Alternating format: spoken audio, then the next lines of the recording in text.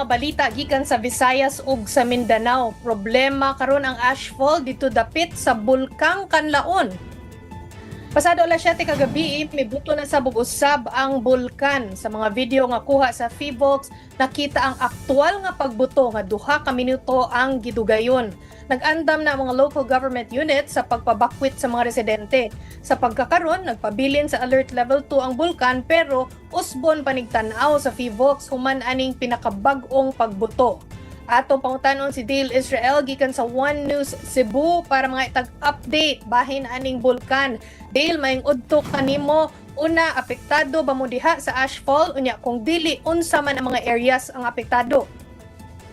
Maing udto Chiki, nakinabi nato ang engineer sa nga si Cindy Pitito sa Environmental Management Bureau sa Central Visayas ug ningon nga walay angay kabalaka ang mga residente sa Cebu, especially sa western coast like Toledo City, Alaginsan, hangtod ngadto sa Dumanhog tungod kay gamay ra kaayo ang tsansa nga mapali dinhi sa Subo ang mga ashfall gikan sa Mount Canlaon sa Negros Oriental. Ang imbi Negros Island region wala pa gipagawas nga advisory hangtod karon pero mo-suggest or nag-suggest sila ang pipila ka mga LGU ngadto sa Negros nga magsulog og face mask kontra sa ashfall labi na dito sa municipality of La Castellana sa Negros Oriental. Limit pod ang outdoor exposure sa mga tao sa lugar doon sa volcano. Chiki.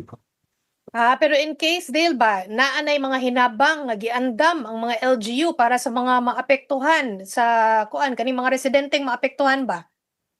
Timing kay kahapon Chiki kay nag-inspection si President Bongbong Marcos Jr. sa Bag-o ug upgraded nga Visayas Disaster Resource Center sa Barangay Tingog sa Mandawi City, mao sang storage facility sa mga disaster relief food packs para sa mga kalamidad nga mabot para sa Visayas ug Mindanao. Ingon sa DSWD ang mga food packs dalhon dito sa Negros Oriental nga maoy naigo karon pagbuto sa Bulkang Kanlaon.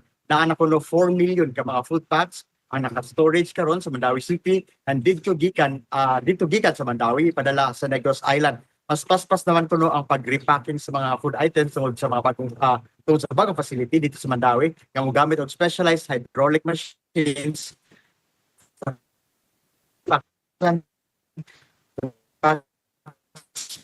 Gaputol-putol na kadil. Up to 30,000 Okay.